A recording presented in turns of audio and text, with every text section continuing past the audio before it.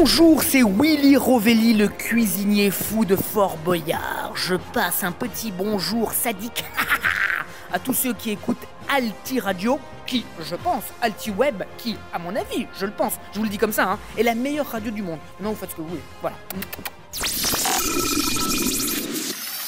Un immense merci à monsieur Willy Rovelli, comme il le dit lui-même, c'est le cuisinier fou de Fort Boyard, que j'ai pu rencontrer au Festival international des voix de cinéma, donc Voix d'étoiles, qui s'est tenu à Port-le-Cat pendant les vacances de la Toussaint. On le remercie évidemment beaucoup et on lui souhaite tout neveu de bonne continuation. Voilà.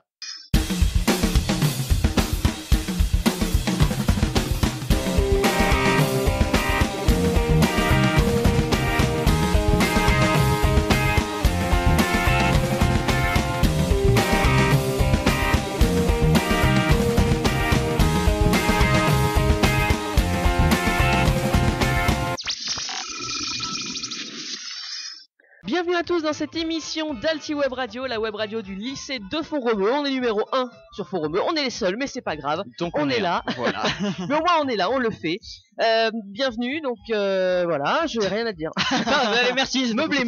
Donc bienvenue dans cette émission, et puis je laisse notre ami Nathan nous présenter l'ordre des rubriques qu'on aura dans cette émission. Eh bien, aujourd'hui, qu'est-ce qu'on a? Aujourd'hui, on a en premier lieu un actualisé de Maxime. Exact. On a ensuite les insolites de Simon, que tout le monde aime bien. Et enfin, on finira avec le tour de Magic un peu plus complet à la fin. Donc, c'est parti pour les actualités de Maxime.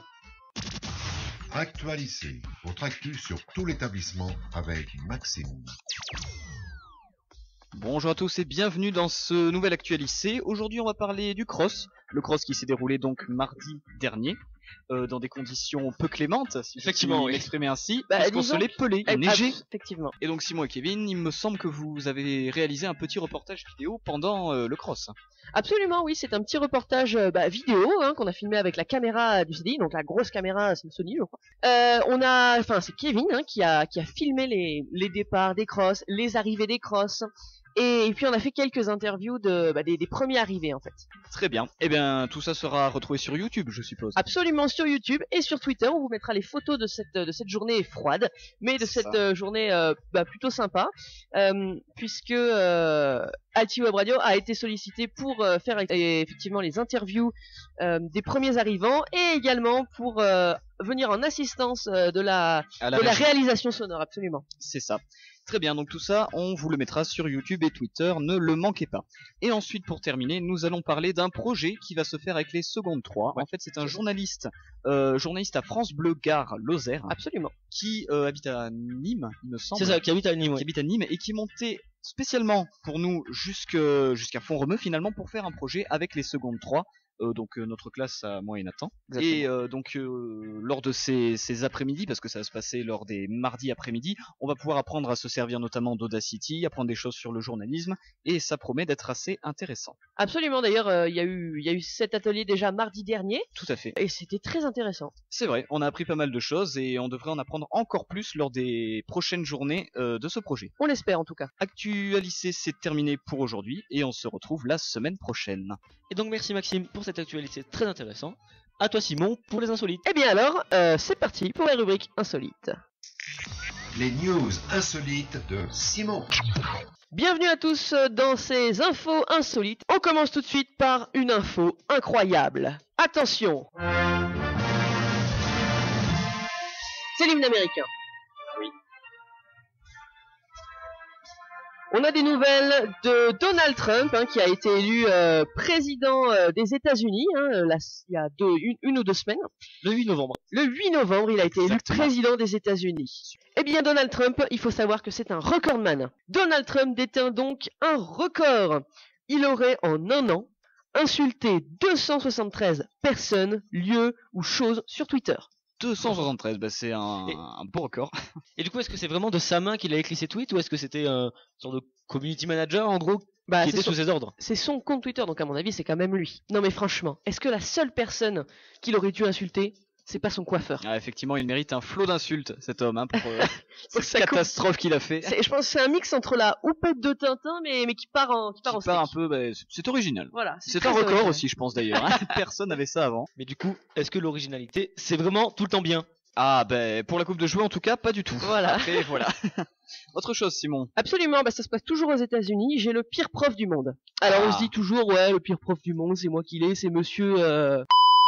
Évidemment, on ne citera pas de nom, hein. Eh bien non, le pire prof du monde, il est aux États-Unis et il a 48 ans. Alors, vous allez me demander pourquoi c'est le pire prof du monde. Pourquoi c'est le pire prof du monde, Simon? Et oui, Simon, pourquoi est-ce que c'est le pire prof du monde? Pourquoi donc? Eh bien, je vais vous le dire. Vous allez deviner, tiens. Pourquoi c'est le pire prof du monde, Nathan?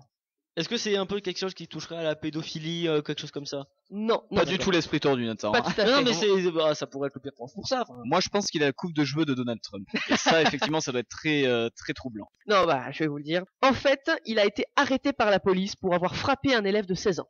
Ouch. Bon alors, déjà, ça c'est pas bien, il faut pas frapper les élèves. Ne frappez pas les enfants. Mais la question c'est pourquoi il a frappé? Eh bien, parce que cet élève lui devait de l'argent. Et pourquoi cet élève lui devait de l'argent? Parce que le prof dealait de la marijuana. Oh, ok, mais c'est un bon prof, ça, voyons. C'est l'enchaînement de catastrophes. Ah ouais, c'est une gradation ascendante. Absolument. Merci. Absolument. Ensuite, une autre info. Partout dans le monde, il y a des études qui sont menées, hein, on en dit d'ailleurs souvent dans cette web radio, C'est vrai. avec des gens qui sont payés. Mais le problème, c'est que ces études, elles sont totalement débiles. Alors j'en ai trouvé quelques-unes qui sont au top de la nullité. Ah, on t'écoute. Première étude. D'après des chercheurs, les pigeons savent faire la différence entre un tableau de Monet et de Picasso. Ah oui, j'ai vu ça, oui. Et c'est impressionnant. Inutile, mais impressionnant. Sachant que moi je ne sais pas le faire. C'est le pigeon qui est censé être, qu'on considère comme l'oiseau un peu stupide. Hein. Ouais. Mais il y a il des sait goûts faire artistiques, ouais. Ouais, voilà. Il Ah sait oui, faire je la trouve ça- différence entre des Monet et des Picasso. Par contre, il nous chie dessus tout le temps. Ça tout le temps. Il y a pas de différence. Non, mais je trouve ça assez bluffant quand même. Ensuite, selon une autre étude, les fans de musique country se suicident moins que les autres. Ah, la country c'est joyeux. Ouais, c'est joyeux, Ah ouais, c'est vrai, c'est un sinon, peu la joie de vivre. C'est ça. Si t'écoutes du Lou Reed, t'as plus de chances de te suicider que si t'écoutes de la country. Ouais. Ça, par exemple, c'est de la country.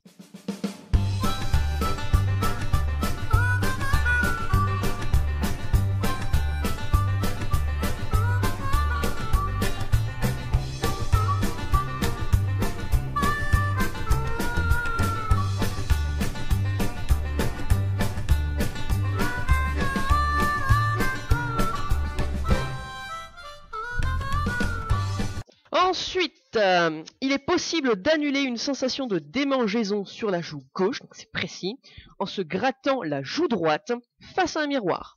Oh, c'est très Et précis. j'avais vu ça, oui. Est-ce que Simon, tu as la raison? Est-ce que tu sais pourquoi? Non, mais la question que je me pose par contre, c'est pourquoi on se gratte pas directement la joue gauche? Ah là là. ça débat philosophique autour de cette table. Après, selon une étude, les poulets préfèrent les beaux humains. Les beaux humains. Pour faire quoi? Ouais, pour faire quoi? Je sais pas, ils vont naturellement vers les humains qui sont beaux. Ah d'accord, c'est pour ça qu'il y a plein de poulets autour de ma maison. Non mais je comprends mieux. Alors du coup, la question, qui a des poulets chez lui? Moi j'en ai pas chez moi, mais à côté. Est-ce que tu as des poulets, Nathan, chez toi? Dans un champ, pas loin. Eh ben moi, j'en ai pas chez moi non plus. Et voilà. Normal. Ouais. Ça s'explique. Alors ensuite, dernière info.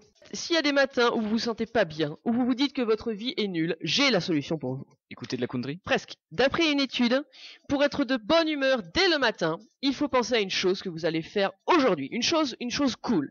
Et rien qu'en y pensant, ça va vous mettre de bonne humeur. Alors voici ma question. Quel est le moment que vous attendez cette journée? Manger. Manger ou l'Alti Web Radio parce que ma foi c'est quand même un moment bien sympathique et c'est sans doute le moment le plus sympathique de la journée du jeudi. Nathan, Rentrer chez moi. ça te motive? Chaque jour Non, tu non, te dis mais- le soir je vais rentrer chez moi. Non, mais en motivé. fait, je suis en train de réfléchir et j'en ai aucun de cette journée particulière. Enfin, Ta vie est triste. Voilà, Oui, non, tu mais es c'est- triste. à Et ta part, vie est nulle. à part la radio où on s'amuse, j'en voilà. ai pas grand chose. Eh ben moi Voilà. aussi. La radio, Ce on matin, se je fait me de la suis... pub. Exactement, ce matin je me suis levé. Cool, va y avoir la radio. Et voilà. Et après j'ai prévu une corde pour après la radio. Et bien voilà, c'est la fin de ces infos insolites. On se retrouve évidemment la semaine prochaine sur Anti-Web Radio. Ciao ciao ciao. Eh bien, merci Simon pour ces insolites. Eh bien, Maxime, on passe à toi pour la dernière rubrique, le tour de Mazik. Allez, je suis prêt. Le tour de Mazik.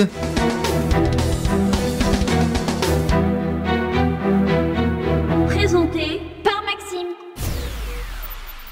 Et bienvenue dans ce nouvel épisode du Tour de Mazik. Alors c'est un épisode un petit peu léger.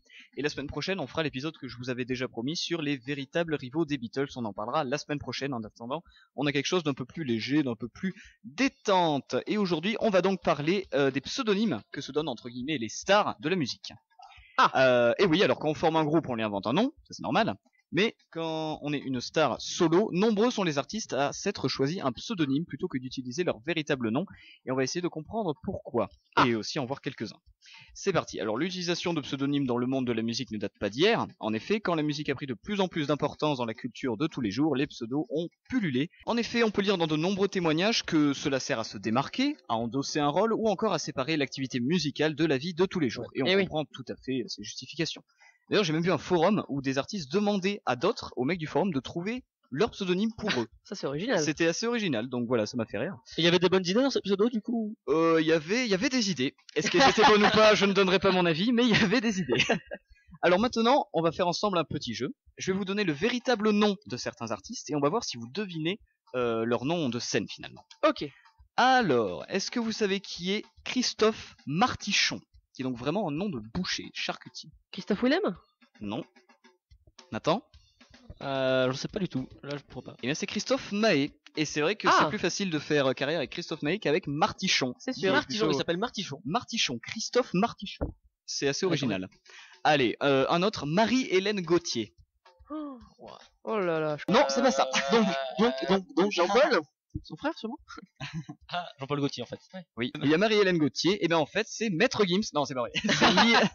C'est Mylène Farmer qui est Marie-Hélène Gauthier. Bah là pour le coup, aucun des deux noms sont connus. Même le pseudonyme est moisi. Allez, un petit dernier, Patrick Benguigui. Ah oui, je l'ai vu celui-là. Alors Patrick Benguigui, qui est-il? Quelle est son identité secrète? Eh bien, c'est Patrick Bruel évidemment. Bah voilà, hein, on a parlé de Patrick Bruel. Gruel. Est-ce qu'on n'est pas heureux pour ça? Et pour terminer, est-ce que vous connaissez Robert Allen Zimmerman? Je connais le nom. Je dois l'avoir déjà entendu, mais je sais pas, je pourrais pas te dire qui c'est. Eh bien, si je vous dis qu'il est prix Nobel de littérature de l'année 2016. Non plus. Eh ben, c'est Bob Dylan. Ah, Bob Dylan, donc effectivement c'est plus facile Bob Dylan que Robert Allen Zimmerman. c'est sûr.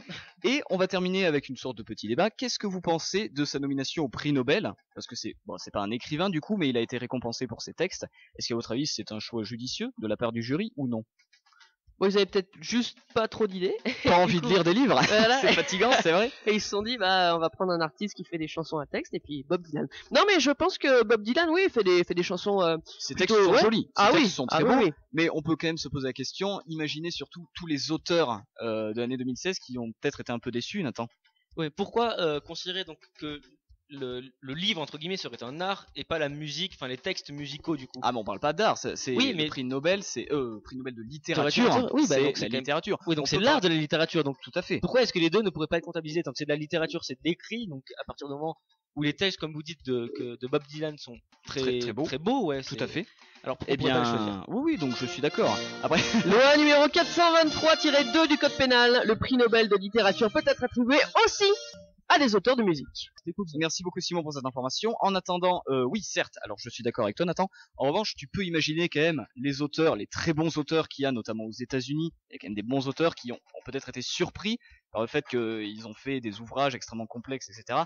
Et que ce soit Bob Dylan. Après, bon. Moi, je reprends la question. Pourquoi eux et pas lui, si on pourrait choisir? Et inversement. Oui, c'est sûr. C'est un choix comme un autre. C'est un choix comme un autre. Et bah voilà, je tenais un petit peu à en discuter. En attendant, c'est la fin de ce tour de Mazik et on se donne évidemment rendez-vous la semaine prochaine. Et bien du coup, merci Maxime pour ce tour de Mazik. C'est Avec la fin plaisir. de cette émission. Est-ce qu'elle était bien? Oui, comme toutes les autres. Comme toutes les autres. comme les gens qui la font. C'est vraiment des gens bien, ceux-là. Gargarisons-nous sur le travail accompli. Oh, magnifique. Et ben on va se dire à la semaine prochaine. Merci encore une fois Willy Rovelli de ce super message qu'il nous a fait. Exact. Et on se dit évidemment à la semaine prochaine. Retrouvez toute l'équipe d'Altiweb Radio sur le site du lycée de Formeux. Et restez connectés avec nous sur Twitter @Altiweb Radio et par mail sur radioweb2020@gmail.com.